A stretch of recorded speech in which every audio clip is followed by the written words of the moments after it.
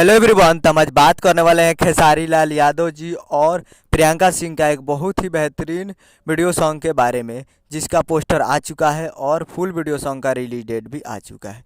और इसे लिखे हैं विजय चौहान जी और इसमें म्यूजिक दिए हैं शेखर शर्मा जी और प्रोग्रामिंग है आर्या शर्मा जी का, जो कि आपको स्क्रीन के ऊपर दिखाई दे रहा है। जिस सॉन्ग का टाइटल रखा गया है जान लेबे कारे पतर की जान। और इसे गाए हैं खेसारी लाल यादव जी और प्रियंका सिंह जी, और जो कि काफ़ी बेहतरीन वीडियो सॉन्ग है। और वीडियो में है खेसारी लाल यादव जी और मेघा श्री जी।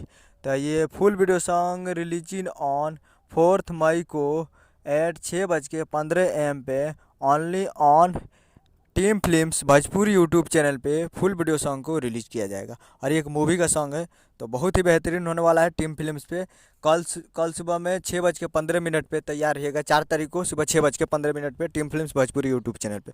उम्मीद कर रहा हूँ कि वीडियो अच्छा लगा हो तो चैनल को सब्सक्राइब, बेल आइकन प्रेस कीजिए ताकि ऐसे खेसारी लाल यादव जी का लेटेस्ट न्यूज़ लाते रहे। और वीडियो को एक लाइक कीजिए। मिलते हैं अगले वीडियो में, तब तक ले जय हिंद, जय भोजपुरी।